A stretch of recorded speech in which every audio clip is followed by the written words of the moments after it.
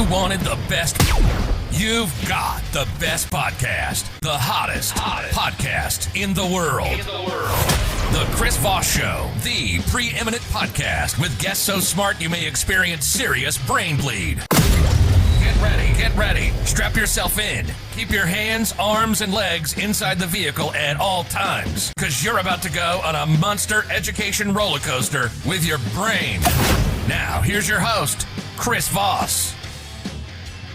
Hi, folks. Chris Voss here from the ChrisVossShow.com, the ChrisVossShow.com. Hey, we're coming here with another great podcast. Who knew we'd do it again? We've been doing it for so long. I don't even remember. I think it's episode 5 million, or actually it's more, about 1,000. Anyway, guys, be sure to go to youtube.com/Chris Voss. Hit that bell notification button so you can see all the wonderful things we're doing over there. Go sign up for our new LinkedIn newsletter. We got access to that, 2 weeks ago? And it's just killing it. It grows like, 100 a day, and it's what is it, about 3,500 now or something? Goes out to everyone's email and tells everybody what we're doing on LinkedIn, which is, I don't know, it works for some reason. Anyway, guys, go to goodreads.com/Chris Voss, see where everything we're reading and reviewing. Go to all the other groups we have on Facebook, LinkedIn, Twitter, and Instagram. Today we have two amazing guests that are with us today. They are here on their book that you can find on Amazon or where fine books are sold. And the book is titled BrandFace for Entrepreneurs. Be the face of your business and star in your industry. Came out in paperback December 11, 2018. It's by Tanya Eberhardt and Michael Carr. They join us today. Welcome to the show, guys. How are you? Thank you so much. We're doing great. Chris. We're doing fantastic. Fantastic. Saturday over here, Chris. Oh, there you go. There you go. Give us your plugs so people can find you on the interwebs and get to know more about you guys. All right, you got it. All right, so I am the founder of BrandFace, and it actually started when I sold vacuum cleaners at the door to pay my way through college. And I realized I needed a good story. I needed to personally brand myself because I can't just walk in and ask for somebody's wallet and leave behind a vacuum cleaner. So I understood and got my first taste of personal branding back then.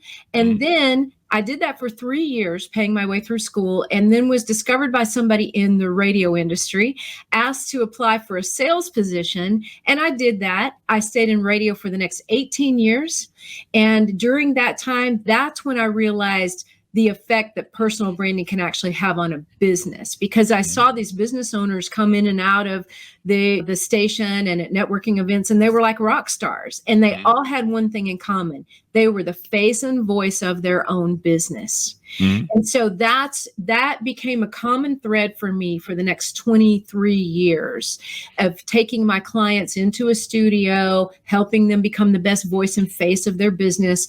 And then finally in 2013, wrote the first book in the series called BrandFace. It was for business owners. And then around that time is when I met this gentleman, and I'll let him pick it up from there. Michael. I was an auctioneer by trade. I had a chance to be an engineer when I came out of high school, and I did not want to be an engineer. I wanted to be an auctioneer. And my mom cried, said I'd never make a dollar, and I'd feed the family. Wow. So, it'll be all right, Mom. Trust me. And I specialized in cars, and the guy that taught me the business in Georgia, I was born and raised here in North Atlanta. He said, get your real estate license. You might be able to make a little extra money on the side, selling a farm sale, something like that. And that's really what I did in Georgia, South Carolina, North Carolina, Tennessee for several years. 2000, I opened up my own brokerage, but I still just did it to have autonomy. I still buying my own rental portfolio and helping family members and friends do a transaction every now and then. I really didn't push the issue. But in 2006, on the cusp of the mortgage debacle, we saw that coming. I brokered a deal in Georgia for a company, and it went really well. We had 300 houses. We sold 296 of them. And I said, we need to do this again. They agreed. We partnered together and went after the Bear Stearns residential portfolio. We got most of it. And I ended up with an office in Irvine, California, an office in Seattle, Washington, an office here in Atlanta. I ended up licensed in 31 states as an auctioneer and a broker, and then probably personally handled about 70,000 residential transactions during that time period. But auctioneers are always working themselves out of a job. And we did that. And thank goodness, because I had a portfolio back here in Atlanta. I needed to come back to market value. And I came back twiddling my thumbs, wondering what I'm going to do now. I bought a piece of property, met a lady that said, look, you ought to open up a brokerage here in this little bitty town north of Atlanta. There's no competition here. And I said, you'll help me, I'll do it. And then she did. We opened up the brokerage. And then she came to me and said, your marketing stinks. You don't have a brand, you don't have anything. You need to meet my needs. And so I met Tanya at that time and hired Tanya's turnkey company at the time to help me establish the company and begin to get ourselves out there. And little did I know she had written the book about BrandFace, and she guinea pigged me in the real estate industry. She had worked with so many other entrepreneurs. I think I was the first real estate BrandFace. And I just did what I tell everybody from there. The secret to my success is just doing what she tells me. And I've been doing that now for 8 years. She really transformed our brokerage, taught me about personal branding and the things we'll talk about today, and the importance of being the face of your brand and how that exponentially grows companies. And well, that's awesome, man. That's quite a journey you guys have taken and done there. yeah. So what was the proponent or motivation behind writing the book, BrandFace for Entrepreneurs? Okay, so a couple of things. First of all, that was what I had been doing. And at the time, I had a small agency, and we ended up doing, as a lot of agencies do, especially after the big mortgage debacle, you took business as you could get it. Yeah. You couldn't be picky because business was not easy to get. So at the end of that time frame, I realized, shoot, we could do anything. I realized that anybody that walked through the doors of our office, I could help anybody with anything. And that was a kiss of death, because there's nothing different or special about you at that point when you try to serve everybody. But we had just worked ourselves into that. So I had a talk with myself, and I said, okay, what is it you really are passionate about? What is it you really love to do? And that's when I realized I love helping people put their personal story out there to showcase what it is about them that is special and why people should do business with them. So getting that personal story to inject and be part of the business. And so that's when I figured that BrandFace would be a good name for the business, a good name for the book. And that was the journey toward where we are today. The other thing is more personal, actually. I grew up surrounded by a lot of alcoholism and addiction in my family, both sides.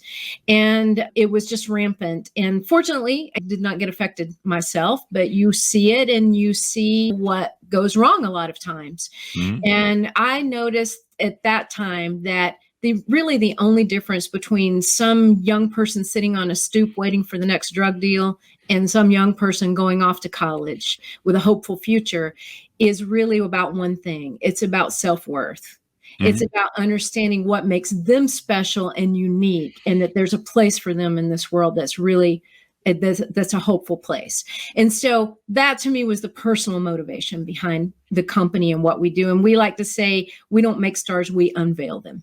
Ah, I love that saying. That's a great shirt. That's a shirt saying right there. Thank you. Yeah, thank you. So let's talk about the book. Give us an overall arcing of the book so people can get a kind of a feel for it, and then we'll get into some of the details. Yeah. So the book, I helped her write the second book in the series, which was a play on her original book. And the book really deals with the importance of personal branding. We say that people don't do business with a logo, they do business with a person. And I found that to be the case in my life. I've been being a senior vice president of a major corporation that dealt with so many residential properties and dealt with companies on the Wall Street level. I find that even be the case on B2B. People do business with other people they trust, people they know can follow through with what they say. It's definitely important on the street level, right? So any forward-facing business is very important that people know the why.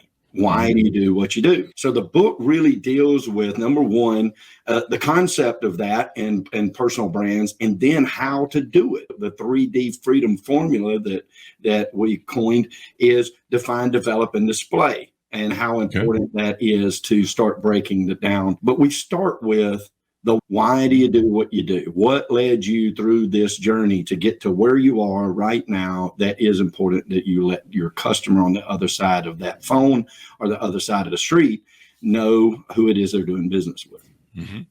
And what were those 3 items again? Design, display, Define, define, develop, and display. So tell us a little bit more about what each of those mean, please. Absolutely. Okay. All right. So in the define phase, when we're working with a client, we look at really a couple of different things. Number one, who are your ideal customers? We all like to say pretty much anybody that fogs a mirror, right? Anybody with money. Yeah. But at the end of the day, if you're going to be known for something, it's not going to be known for serving everyone. It's going to be known for a specific niche. So we look at that because when you go to market yourself, that's where you spend your money, time, and effort. And so in that marketing, the very first thing you need to know is, who am I talking to? Specifically, who am I talking to? Because if you don't know that, you don't know 2 things. Number one, you don't know where to market, on what platforms, and you don't know what to put in your marketing, what to say. Mm-hmm. So we start there. Then we take a look at the individual. What is it that's unique or different?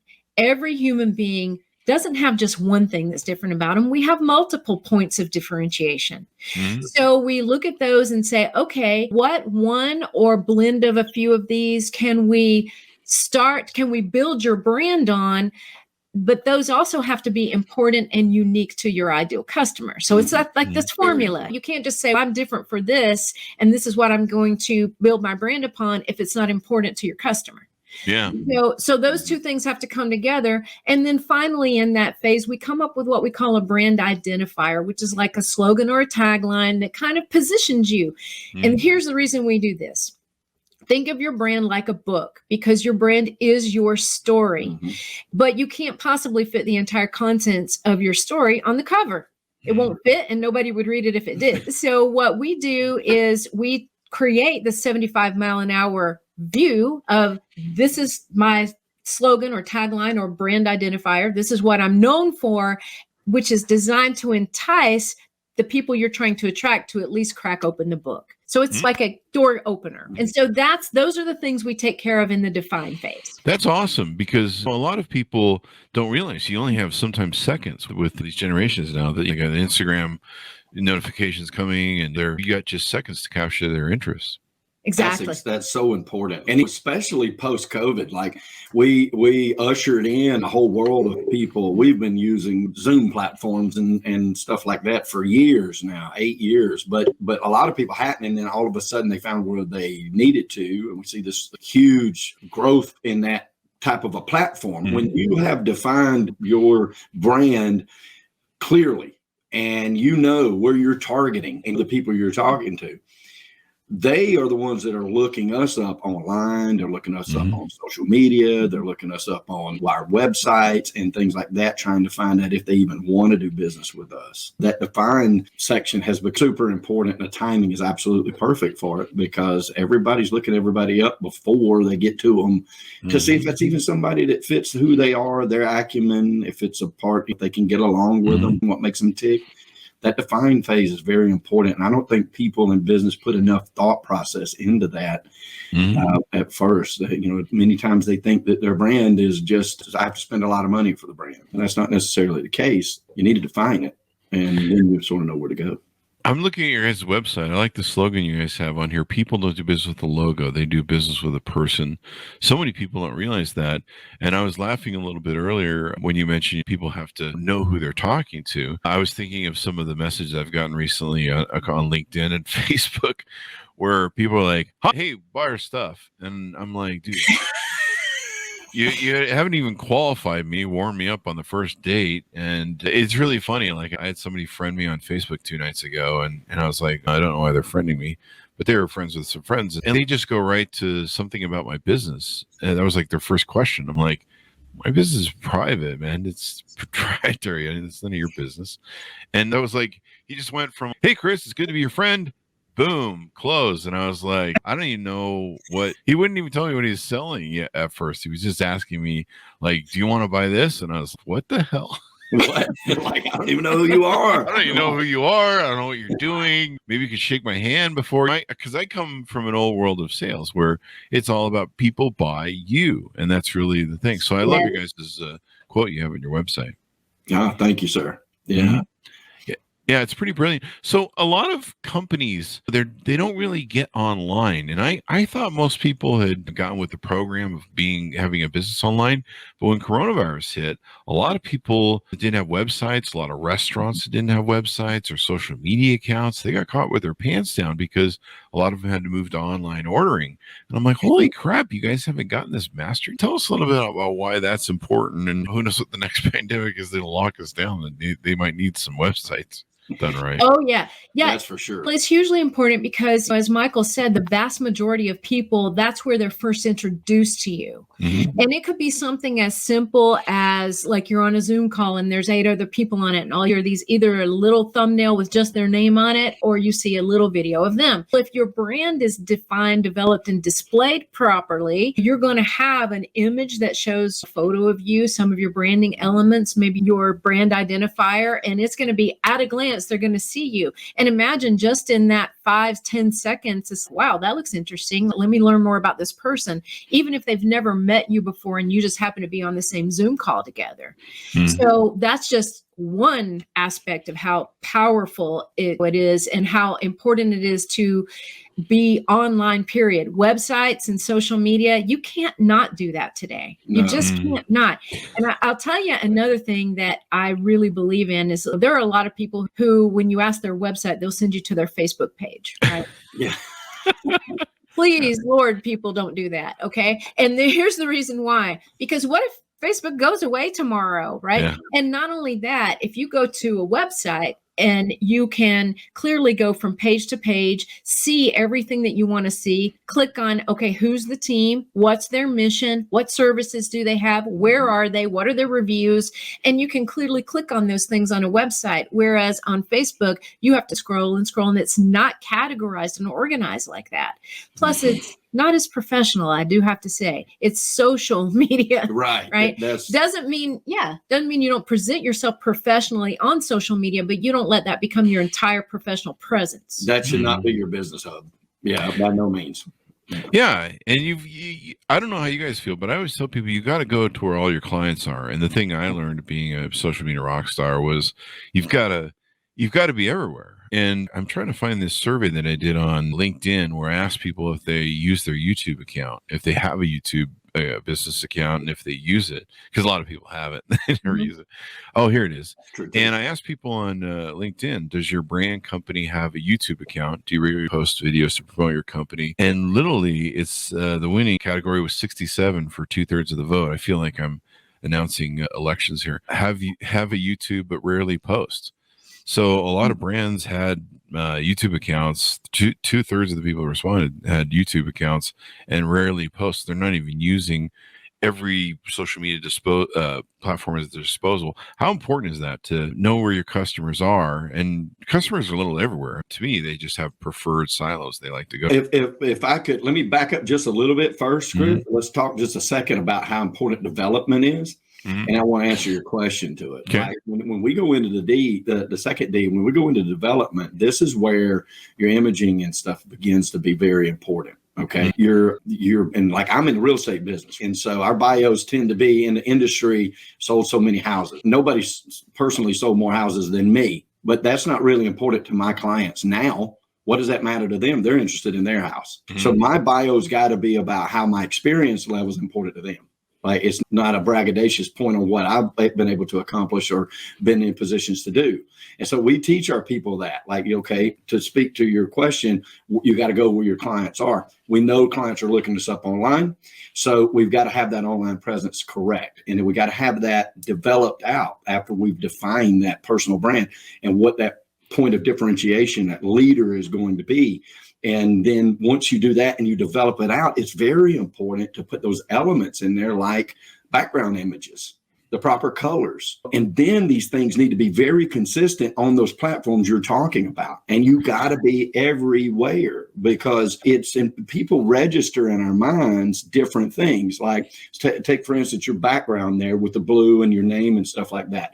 Oh, how'd that get here? I could see that from a distance now and know, oh, that's Chris, because my mind has registered that behind you and we don't put enough emphasis on the fact that subconsciously we pick up on those elements. And we already know from marketing, didn't come from us. In fact, I think it was in the 22 Immutable Laws of Marketing that people have to see us 7, 11, 21 times before our brand really starts to register to people. Like you have to show up 7 times to somebody before they begin to remember who you are. You have to show up 11 times where they associate your name to what you do. You have to show up about 21 times before they start doing with you. And so to your question, to pull that back, and we can dig a little deeper even, to pull that back, you got to be everywhere because you don't know.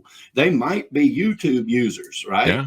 Now you got TikTok out there. Everybody that was a YouTuber is now a TikToker. And there's going to be another one. Right? Facebook didn't invent anything. They stole it. And then other people have been copying it ever since. There's going to be another social media and another social media and another social media. And you got to show up in those places. But here's what happens when you do. When you show up consistently like that, they're on a YouTube video or whatnot, then all of a sudden you pop up and they may or may not register the fact that they just saw one of your podcasts, or then they don't know that. Now they're like, what is this? And they go to your website and they see that a website in the bio explains to them why your experience level is important to you. Then you're beginning to get those impressions that are so necessary to your clients calling you to do business with you. Most definitely. We had my friend, Cara Golden, who wrote the book Undaunted. She's the CEO of Hintwater, if you're familiar with Hintwater. And she's just an amazing CEO. And when she was on the show, I found out she wasn't on TikTok yet. And I said, you need to go on there. That's perfect for your brand. She goes, I don't know, man. There's young kids, the newest thing. And I'm like, no. And so we did a search. I think we were on air at the time. And we did a search. And I'm like, there's people talking about your brand here. And she's really? I'm like, yeah, you guys have a hashtag going. There's people taking pictures with your brand. They got the Hintwater. And she's like, are you? Okay. And I'm like, no, you need to be over here. There's people talking about, and a lot of people don't realize there's like, I've had that where, if there's a product I fall in love with, a certain brand of coffee or something, and I'll be tagging the brand. I'm like, do these guys even listen? And then a lot of times the brands, if they're smart, their media is monitoring, and they'll come on and they'll be like, hey, thanks for buying our coffee, or thanks for doing this or whatever. And it's been really good for customer service. A lot of people, like you guys said earlier, they don't realize that people kind of credit check them online. Look for a nice restaurant, even on Yelp. Yep. I'll still go check out their website. And there's something about the qualification of it. I remember seeing the success of the best McDonald's in America. And they asked the guy, what's the key to being the most successful McDonald's in America? He goes, clean bathroom. People are like, what? And if you have a clean bathroom, it speaks to what the rest of the thing people do. It makes them want to come back. If they see the bathroom's clean, likely their food's going to be clean and healthy, or at least good. Let's put it that way for McDonald's. But it's those things that people use to qualify that people don't realize. I would agree with that 1,000%. In fact, I do that. I only stop at McDonald's to go to the restroom on my trip. That's so true. That is so true. He's like, it'll be clean. You don't go to the truck stop bathroom, right? I did much better. I grew up in the car business. My dad was a car dealer and was a pioneer in the buy here, pay here business back in the day. And our area, Lawrenceville, Georgia, back then. And of course, I grew up with that free labor, right? I was his free labor. And so, I remember those July days, 107 degrees, and I'm in there, cleaning windows and stuff. And dad was always pounding the table, clean the door jams. Clean the door jams. And I'm like, why do I got to clean the door jams? I'm on a dark car. And he's like, people don't realize they notice those things. Yeah. And he's so right, because you clean the door. What's the last time you opened a door at a car and look down at the door jams? You might notice it every now and then, but for the most part, we don't. But the mind does. We pick up on those little nuances like that. And it may need a whole paint job, but if that door jam is clean, and you might not ever register but that whole car will look cleaner to you because of that. So it is very important that they do that. It's those nuances. There's a little chicken place. It's a little family startup that's in my place. They make the best chicken I've ever had in my life. I haven't been to the South, but I've been to Roscoe's. Does that count? Yeah, Roscoe's is, man, they put crack in. I think they put crack in. I think they do. I really seasoning of the chicken. The first time somebody told me, they got waffles and fried chicken, I'm like, ew.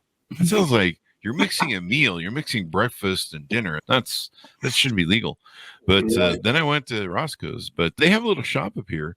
And one of my problems was I kept calling them sometimes I get out of the gym. I want some chicken after arm day. And I had like half an hour. So I would barely be arriving there and not have time to order.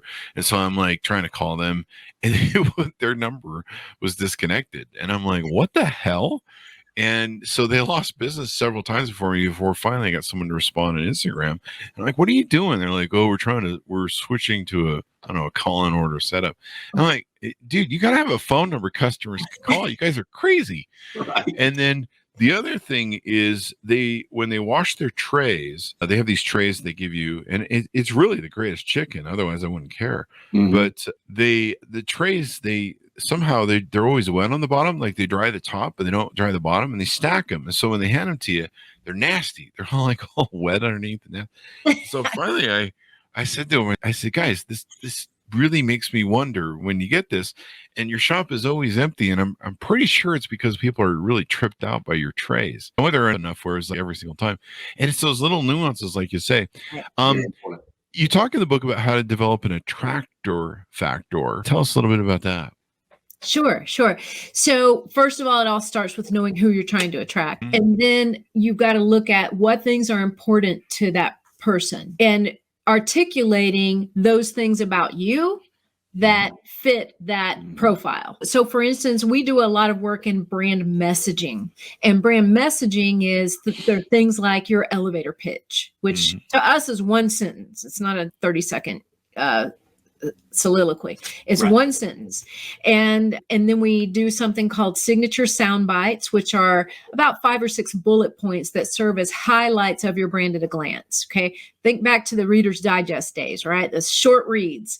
Okay. So we don't always have the attention span to read a full bio. So when you don't, there's always the bullet points. And when you can't, when you don't have space or you don't have attention for that, then there's the elevator pitch. So all links of content. And in that brand messaging is where you put those things that let somebody know that you're perfect for them. So let's say if you are a podcaster and you are trying to help speakers become the best speaker they can, try to get them on TED Talks, things like that. Then you want to put that in your brand messaging. I've helped this many people land a TED Talk. I help you gain more confidence in your 17, 18-minute TED Talk, or things like that specifically relate to exactly who you're talking to. And those become the attractor factors. Mm-hmm. And on top of your book, you've got different trainings and stuff that people can look on your website, how to discuss their brand, different videos that you've got on here. So define, develop, and display. Do we get display covered then? I think we got through define. Pretty much just through define. Yeah. We've really been burying the needle on define. So should we do develop next? Most important part. Yeah. Okay. Let's talk a little bit more about development, because this is where it matters. Again, as I said earlier, this is where the why comes in that your customers are interested in. Mm-hmm. Again, being in the real estate business, NAR proved a long time ago that the last stat 20 years ago was 84% of people were going online and checking you out before they called you. And so now it's well into the 90s in a world where we have more access to this and more people are familiar with the computer and how to use it and where they're going to find out more about you. And I think that a lot of times it's with our clients in any industry, it's about, I don't want to commit. Like, I don't want to call this guy on the phone, and then I don't want to use him. I don't want to have to tell him I don't want to use him, and these sort of things. So they go online and they check you out. And so development of that brand after that cover of that book that gets them to stop for a second. So in any industry that we're in, well, even podcasters, coaches, authors, speakers, home improvement, real estate, mortgages, insurance, name it, right? What do we have? We have thousands, millions of competitors, right? We call it the sea of sameness. So after that, the define portion, which is all the books that you're in your bookstore, and you finally settle on this one because it caught my eye. What you want to do, you want to open up the book, and then that's when development really starts to take into play how they're going to really effectively talk themselves into why they're going to do business with you before they ever call you. Most of your work is done, right? Now, when you tie that development phase into your social media, when you take your spotlight sheet at a glance, which is your bio at a glance, And then when you start putting those out as a post on your social media with those same branding images, those same background images, those same branding elements that you use on the defined space, then you start to get those numbers that you need for people to begin to register why they want to do business with you. Then when they stop at your website and they're going to read your bio, they're not just interested in how many numbers. Another statistic in the real estate business was that like 96% of people, NAR just read this, says they don't care what brokerage you come from. Okay? They don't care if you're the largest brokerage in the country, or you're the tiniest brokerage, or you're a one-man shop. They don't care. They care about you. They care about the agent that is going to be dealing with them. I find that to be the case. But where are they going to find that out? They're going to find that out when they start to go through the development that you've put into it. We look at 77 different criteria when we build a brand. Oh, wow. That helps to define this. It's a deep dive. This isn't just hey, these are some pretty colors and here's a beautiful face to go on it, and now you're branded. There's so many more things that go into how to build that culture that you're trying to build. And people during the development phase, people will tell us like, okay, look, I don't want to niche in. Am I going to alienate people? I want to take money from anybody willing to buy. The answer to that is yes, you would, right? If they call, what is the number one thing that people in entrepreneurial businesses say? Marketing doesn't work. I can't get any ROI on my marketing. I mailed out 10,000 postcards. I had a puppy dog on it. Nobody called me, right? You know what I mean? Like it's because you're not building your brand. You're not building your culture. That's just marketing. If you have the brand first, then you know who to talk to. You've identified in the define phase who it is you want to talk to. So now when you start spending your money on marketing that is so vital to keep any business rolling, you know who you're talking to. That's when you start to see that return on your investment. That's when you can literally track, okay, those billboards work. Those radio ads work. Look at my podcast getting traction. Look at my YouTube channel gaining listeners and subscribers. Look at my TikTok following grow. And then you can trace back like, oh, where did you come from? Oh, you saw one of my YouTube videos. Oh, that's awesome. Okay, what was it about that? And then you can carry these dialogues. Well, not only are you finding out more and more how your development has worked, you're also building that rapport with the customer you're talking to. Mm-hmm. And so development phase of that D is something that you've got to spend a good bit of time on and know how. Yeah, definitely. In fact, I'm getting a bit of a laugh looking at this survey I did on LinkedIn. Only 8% of the respondents regularly post on YouTube. 25% don't, and 2/3 rarely post. So that just means they have an account just for a platform. I actually do that too. That's one of my other qualifiers for companies or people I want to do business with. I'll click their @ links for Facebook, LinkedIn, Twitter on their websites. And half the time they've never been like whoever designed the website. It goes to, hey, buy Kick software for building your website. And they're just like, are you serious? You didn't think this through? But that, to me, that's a qualifier. And people don't realize. So sometimes I'll open 3 or 4 businesses, like if they're local, on my web browser, and I'll actually look at the quality of their pitch, the quality of their website and everything else, and how they brand themselves. And then I'll go back and, pick through them and, okay, close that one, cancel that. Nah, I don't want to business with those.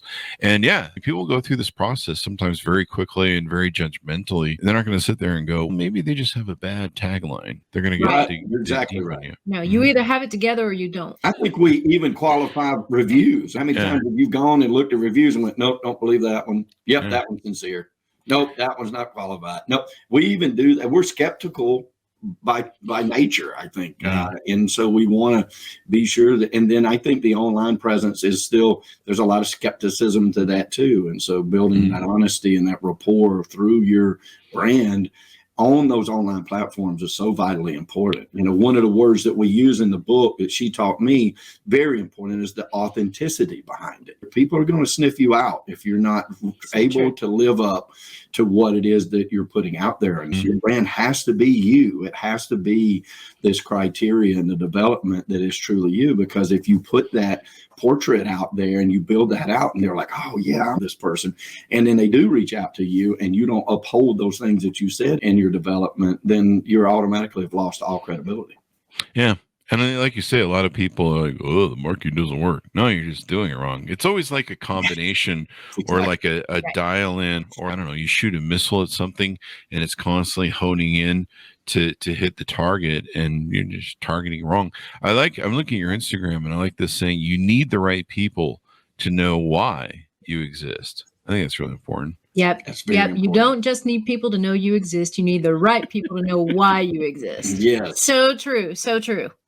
I remember when social media was starting out and we used to build websites as part of our business, WordPresses for people. And they would just be like, okay, it's up now. When does the phone start ringing? We put the website up, our little bricks out there. And where's the money? And you're like, no, you have to market this thing. There's so many.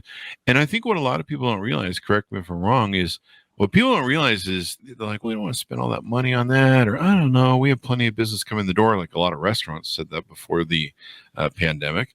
And they don't realize their competitors are out there taking up that space. Yes. Yes. And longevity is paramount. Longevity is so important. No matter how they change the algorithm, that's one thing that is always stuck with Google is the longevity in your space carries a huge weight in how you show up organically. And so you can't get started soon enough with that kind of thing. You have to. I bought my first website at a charity auction that I was the auctioneer on. Oh, really? And nobody had been on it. So I was like, it was Habitat for Humanity. So I was like, I believe in charity. Wow. So I'll just go. And so I bought it. I think I paid $125 for it. It was like $19.95, something like that. And, that was cheap back then. It was. No, but she had a value of $1,000 on it or something at the time. And it was just like, trust me, it was on like 2 or 3 pages. Like it wasn't, this thing was so rudimentary. It's not even funny. I probably could have built it myself if I knew how to turn a computer on. And it was very block and it was I don't even know if it was a WordPress. I knew that it was important though. And I thought, okay, this at some point, and I didn't even take it serious until the day came that I needed to buy E&O insurance.